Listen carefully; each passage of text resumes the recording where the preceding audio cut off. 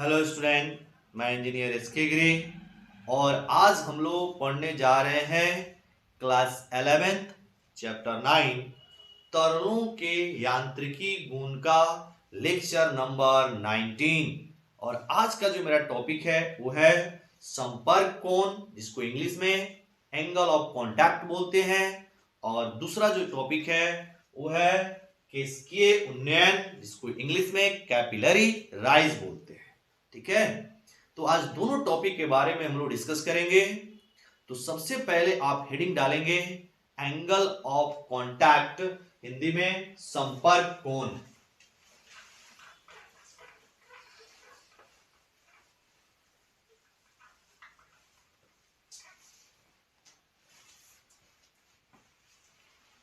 Angle of contact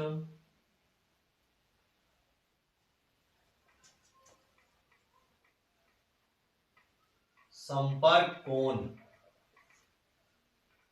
इसको समझने के लिए हमने तीन अलग अलग वेसल लिया, तीन अलग अलग वेसल लिया।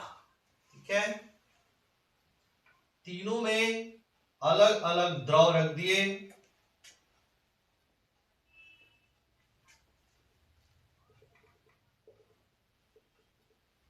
ऐसे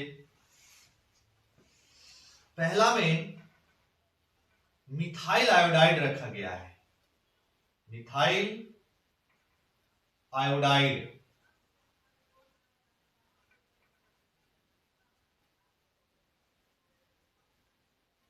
आयोडाइड।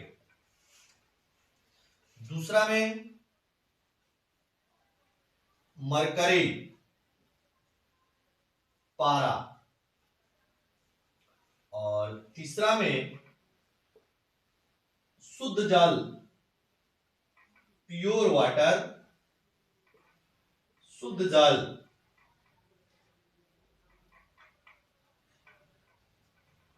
शुद्ध जल। अब इस तीनों वेसल के अंदर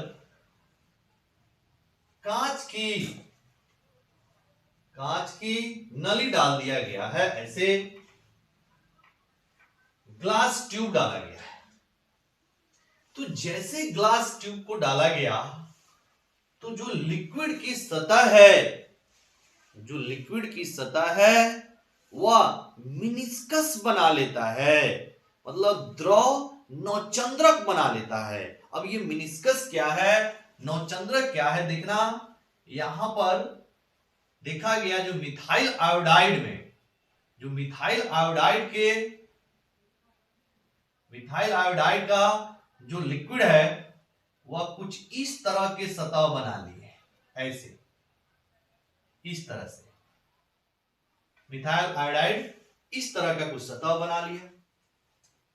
उसके बाद जो आपका मरकरी है उसके जो सतह है कुछ इस तरह से बना लिया, ऐसे। और प्योर वाटर में देखा गया वो जैसा का तैसा रह गया। तो ऐसा हुआ क्यों, इसके बारे में पहले समझते हैं।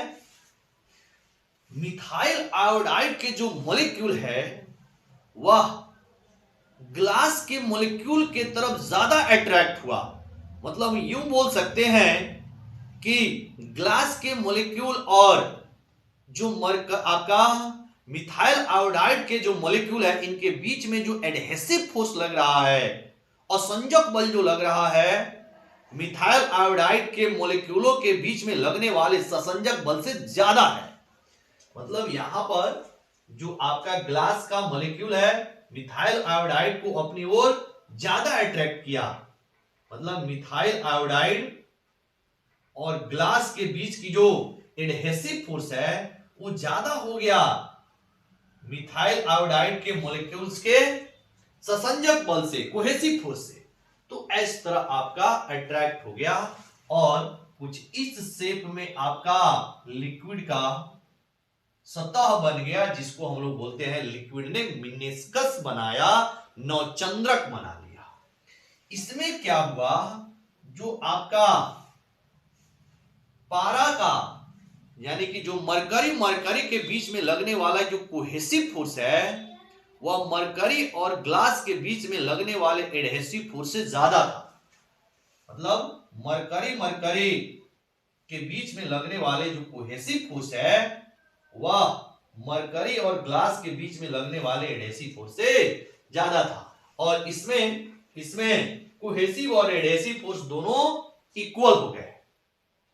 अब देखिएगा यहां पर जहां पर आपका कांटेक्ट पॉइंट है यहां पर एक एंगल बन रहा है।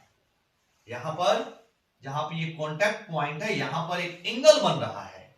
अभी इस एंगल को निकालेंगे कैसे? सबसे पहले लिक्विड के सतह पर एक टेंजेंट ड्रॉ करेंगे और जो आपका ग्लास ट्यूब है यानी जिसको सॉलिड बोल रहे हैं, ये सॉलिड है ग्लास ट्यूब आपका, तो सॉलिड के जो आपका सॉलिड का जो पॉइंट ऑफ कांटेक्ट है वहां पर भी हम लोग एक टेंजेंट ड्रॉ करेंगे।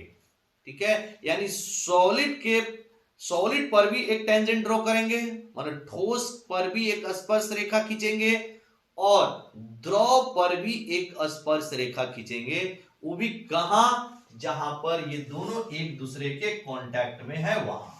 ठीक है, तो खींचने का तरीका क्या है कि अगर आप द्रव पे स्पर्श रेखा खींच रहे हैं तो द्रव पे स्पर्श रेखा की जो दिशा होनी चाहिए वह ठोस से दूर जाती हुई होनी चाहिए। मतलब द्रव पर खींची गई स्पर्श रेखा ठोस से अवे होना चाहिए, दूर जाती हुई दिखनी चाहिए।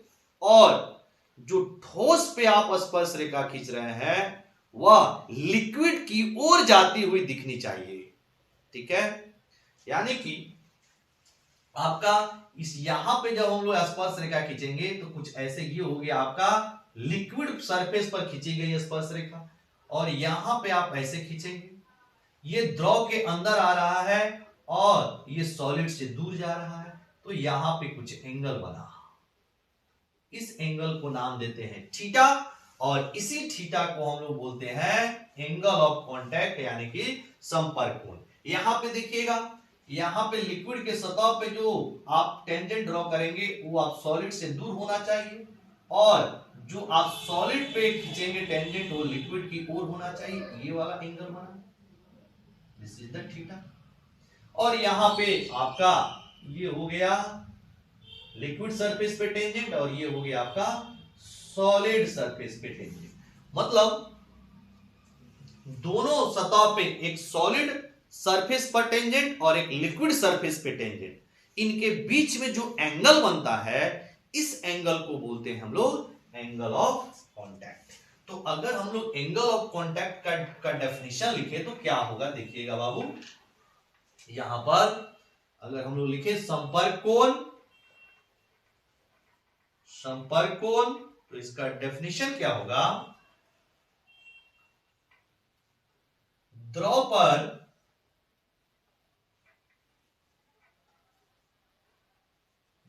पर खींची गई स्पर्श रेखा, वो भी किधर होना चाहिए? ठोस से दूर तथा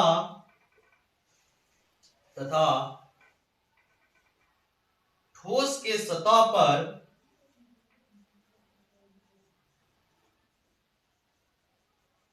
खींची गई स्पर्श रेखा, वो भी क्या होना चाहिए? द्रव की ओर रेखा के बीच का कोण संपर्क कोण कहलाती है। संपर्क कोण कहलाती है। इसे थीटा से सूचित किया जाता है।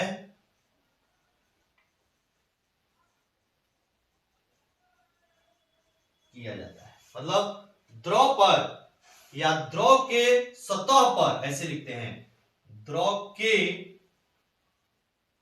सतह पर, यहां पे जोड़ लेंगे, द्रव के सतह पर खींची गई स्पर्श रेखा, और वो किधर होना चाहिए, ठोस से दूर होनी चाहिए, तथा ठोस के सतह पर खींची गई स्पर्श रेखा वो किधर होना चाहिए, द्रव की ओर होनी चाहिए, के बीच का कोण संपर्क कोण कहलाती है, इसे थीटा से सूचित किया जाता है, मतलब इस तरह से। ठीक है, अब देखा गया मिथाइल आयोडाइड में जो थीटा होता है वो लेस देन 90 डिग्री होता है। पारा में आप देख रहे हैं कि पारा में जो कॉन्टैक्ट एंगल होता है वो ग्रेटर देन 90 डिग्री होता है, और प्योर वाटर में जो थीटा की वैल्यू होती है वो इक्वल टू 90 डिग्री होती है। देख लीजिए, यहां पर मिथाइल आयोडाइड के लिए थीटा का मान 90 से छोटा, मरकरी में थीटा का मान 90 से बड़ा, और प्योर वाटर में थीटा का मान 90 डिग्री के बराबर होता है। क्लियर? ऐसा देखा गया है कि जो कॉन्टैक्ट एंगल, मतलब जिस लिक्विड में कॉन्टैक्ट एंगल, या जिसको हम लोग कॉन्टैक्ट एंगल नहीं, मतलब एंगल ऑफ कॉन्टैक्ट बोलेंगे, सॉरी, एंगल ऑफ कॉन्टैक्ट, और हिंदी में बोलते हैं संपर्क कोण की वैल्यू, मतलब ऐसे बोलते हैं थीटा की वैल्यू जिसमें 90 डिग्री से बड़ा होता है, वह सॉलिड, वो यानी कि सॉलिड जो होता है उसको भिगोता नहीं है, और जिसमें आपका थीटा का मान 90 डिग्री से कम होता है वह सॉलिड को भिगो देता है। क्लियर? इसको भी आप ध्यान में रखेंगे। तो ये होती है संपर्क कोण। ठीक है, तो आई होप आपको संपर्क कोण के बारे में समझ में आया होगा। ठीक है, अब हम लोग स्टार्ट करते हैं कैपिलरी राइज क्या होता है, और कैपिलरी राइज होता क्यों है, मतलब किसके उन्नयन क्या है, और ये ऐसा होता क्यों है, फिर इसकी जो डेरिवेशन है इसको भी हम लोग समझने वाले हैं। तो इसको आप क्या करेंगे, पॉज करके नोट कर लीजिए। ठीक है,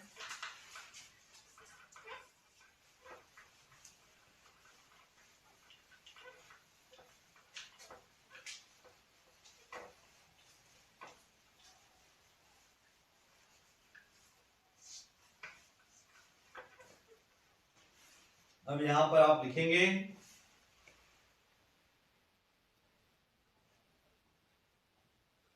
केशकीय उन्नयन, कैपिलरी राइज, कैपिलरी राइज। आइए यहां पे समझते हैं। सबसे पहले हमने एक वेसल में ऐसे एक लिक्विड डाला, जिसकी, ऐसा लिक्विड जिसका कॉन्टैक्ट एंगल 90 डिग्री से छोटा है, इसमें एक हम लोग ग्लास का ट्यूब डाल दिया, मतलब हमने एक वेसल लिया, उसमें एक लिक्विड डाला, और इस लिक्विड के लिए जो संपर्क कोण है वह 90 डिग्री से छोटा है। ठीक है, तो जिसमें कॉन्टैक्ट एंगल 90 डिग्री से छोटा होता है उसमें आपका जो लिक्विड है वह कुछ कैपिलरी के ऊपर चला जाता है, केशन नली जो है उसके ऊपर चला जाता है, और इस तरह से कुछ मेनिस्कस बनता है, ऐसे इस तरह का मेनिस्कस बनता है। अब ये कितना ऊपर गया, मान लो एच ऊपर गया, तो इस एच की वैल्यू हम लोग को निकालना है। ठीक है, इस एच की वैल्यू निकालनी है। अब ये ऊपर क्यों गया इससे समझिएगा।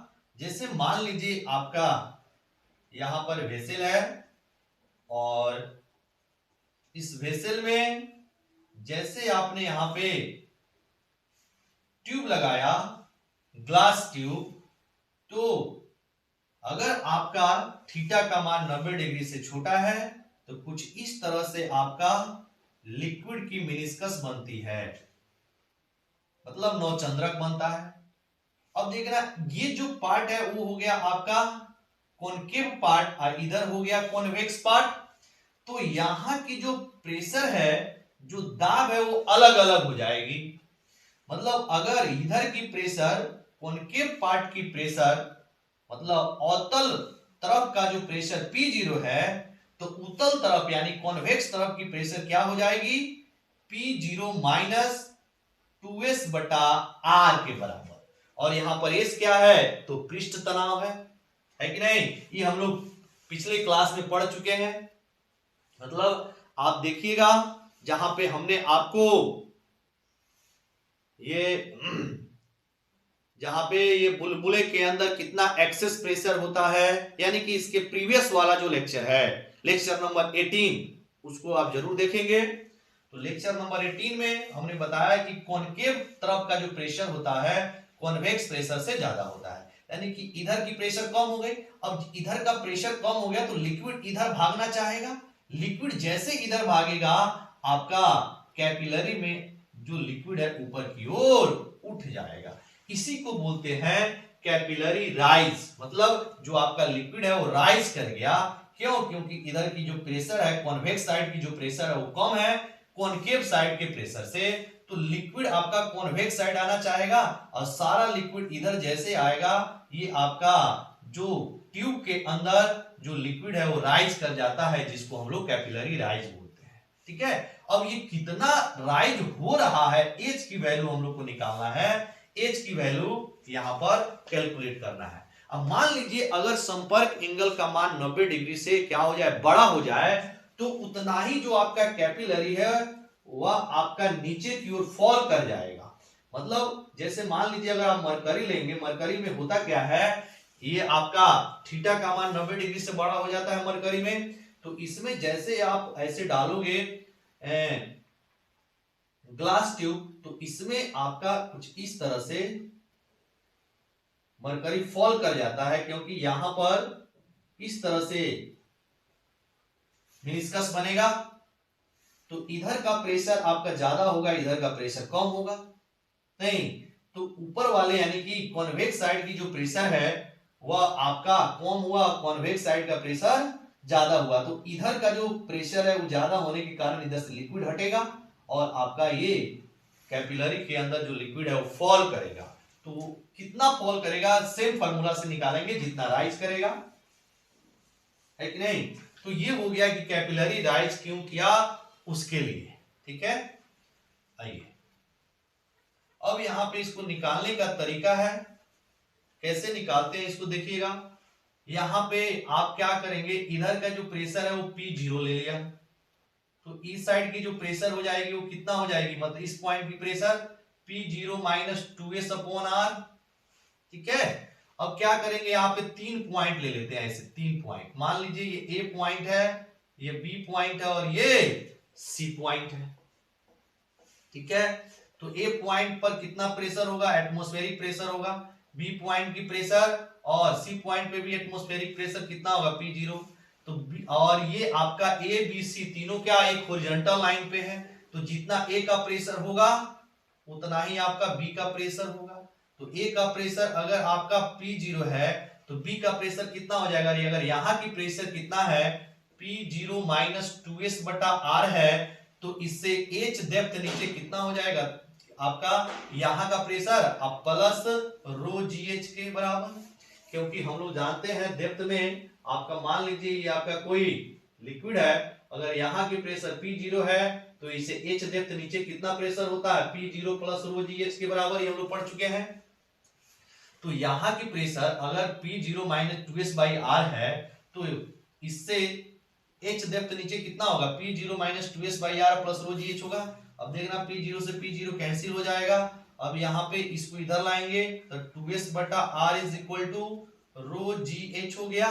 अब यहाँ से H निकालेंगे तो 2s बटा R इंटू रो G, H की वैल्यू निकल गई। अब देखना ये जो आपका H है वह किसके किसके फॉर्म में निकला है? तो ये जो आर है वह जो मिनिस्कस बन रहा है यहां पर उसकी रेडियस है। अगर हम लोग को ट्यूब के रेडियस के फॉर्म में लाना हो आंसर तो कैसे लाएंगे देखिएगा। इसको अगर ट्यूब के रेडियस के फॉर्म में लाना है तो कैसे लाएंगे? इसको हम क्या कर रहे हैं, अलग से एक फिगर बना रहे हैं, थोड़ा बड़ा जूम करके।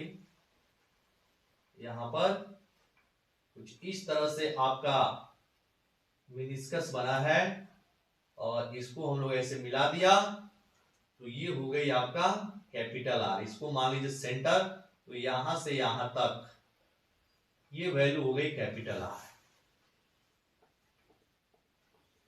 देखिए कैसे बनाएंगे, ठीक है ऐसे है।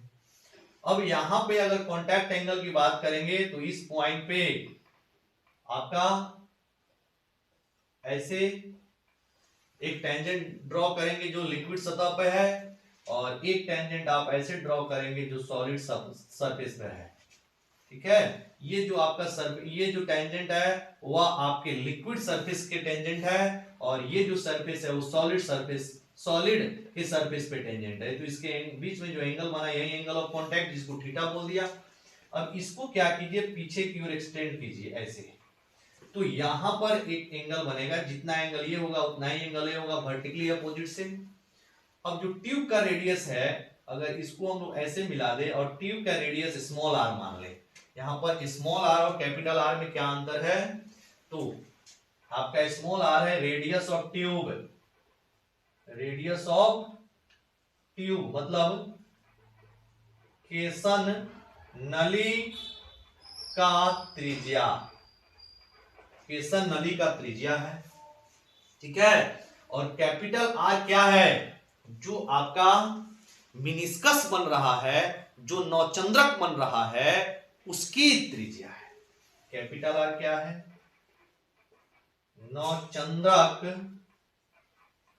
की त्रिज्या, मतलब radius of meniscus, radius of